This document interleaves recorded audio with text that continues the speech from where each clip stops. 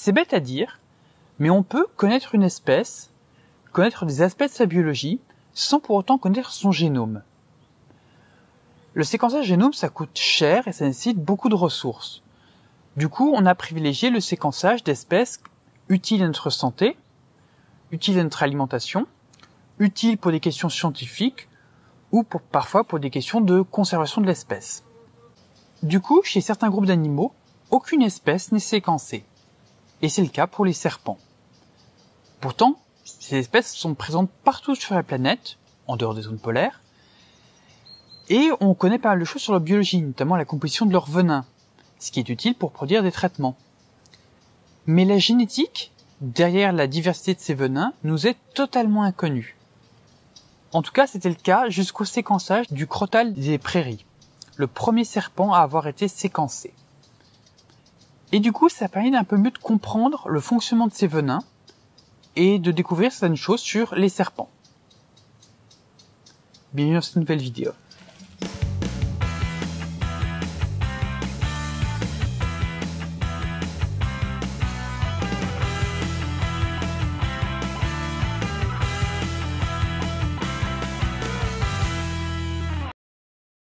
Comme les mammifères, le crotale a une paire de chromosomes qui varie selon le sexe de l'animal.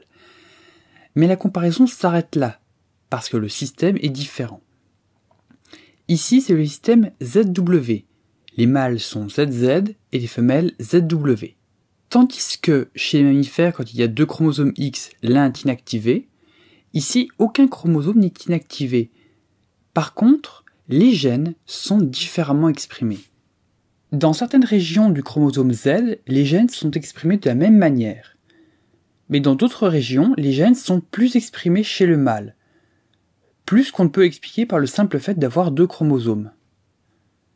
Chez les mâles, les gènes du chromosome Z sont très exprimés par rapport aux gènes des autres chromosomes. En fait, ça s'explique par la présence, sur le chromosome Z, de nombreux éléments de réponse aux œstrogènes. Ces éléments sont en fait des séquences ADN qui permettent aux œstrogènes, une famille d'hormones sexuelles femelles, d'interagir avec l'ADN. Par exemple, en régulant l'expression de certains gènes. Et ici, les œstrogènes vont diminuer l'expression des gènes du chromosome Z. On se concentre parfois tellement sur l'être humain et sur les mammifères qu'on en oublie parfois que chez d'autres groupes d'animaux, il existe des fonctionnements radicalement différents et trop méconnus. Mais chez le serpent, il y a une autre particularité un peu flippante. Ils marchent sur leur ventre. Dans le genre flippant, je sais pas ce qu'il vous faut. Je voulais parler du venin. En effet, les serpents sont capables d'injecter du venin. Pas tous. Certains n'en injectent pas, d'autres injectent le venin lorsqu'ils avalent la proie, et enfin, certains injectent du venin avant d'avaler leur proie. C'est le cas pour notre crotale des prairies. Et autant on connaissait déjà la composition du venin, ce qui a un intérêt médical, autant on ne connaissait pas du tout la génétique derrière la composition de ce venin. Heureusement, c'est réparé et aujourd'hui on connaît un peu mieux la génétique des venins. Il y a une abeille en train de butiner juste là, c'est beaucoup trop mignon.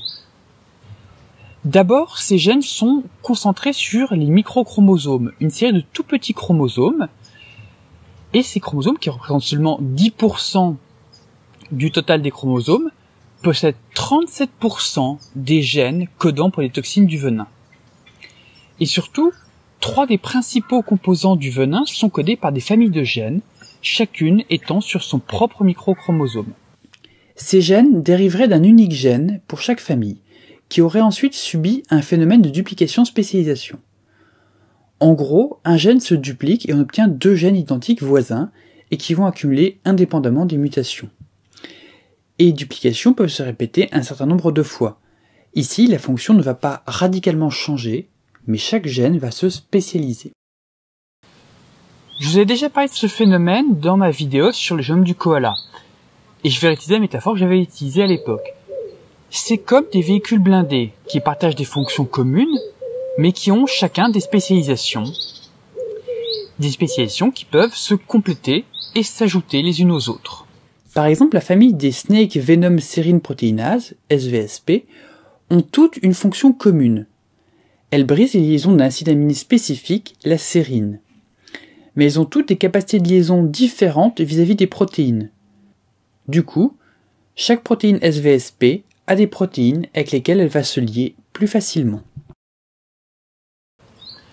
Par contre, le composant le plus abondant du venin, la crotamine, n'est pas codé par une famille de gènes, mais par un gène unique situé sur le chromosome 1. Un chromosome qui n'est pas un microchromosome. Les scientifiques se sont ensuite intéressés à la régulation des gènes qui codent des toxines du venin. Celle-ci doit être très précise. En effet, si n'importe quelle cellule se met à sécréter les toxines du venin, le serpent risque des soucis de santé. De plus, il est très facile de déclencher la transcription de ces gènes et donc de voir quels sont les mécanismes qui l'activent et la régulent. En effet, il suffit simplement de forcer le serpent à cracher tout son venin pour qu'il se mette à reconstituer son stock de venin et donc à transcrire précisément les gènes codant les toxines du venin. En fait, il y a deux mécanismes de régulation qui se complètent. Le premier est simple, ce sont les facteurs de transcription. Ce sont des protéines qui se lient à l'ADN et servent à activer la transcription ou à la faciliter. Généralement, l'ARN polymérase qui transcrit l'ADN en ARN messager se lie à l'ADN seul. Mais parfois la polymérase a du mal à se lier seule à l'ADN. Mais le facteur de transcription va lui permettre de se lier à l'ADN et d'initier la transcription. 5 facteurs de transcription ont pu être identifiés comme activant la production de protéines du venin. Et il y a un second mécanisme qui permet la régulation des gènes du venin, les TAD, Topologically Associating Domain. Dans ces régions, des complexes formés par plusieurs protéines se lient autour de l'ADN et vont former, via des motifs spécifiques d'ADN, une boucle. Les TAD ont des limites qui sont fixes. Cette boucle a un double effet. Elle isole l'ADN des autres facteurs de transcription.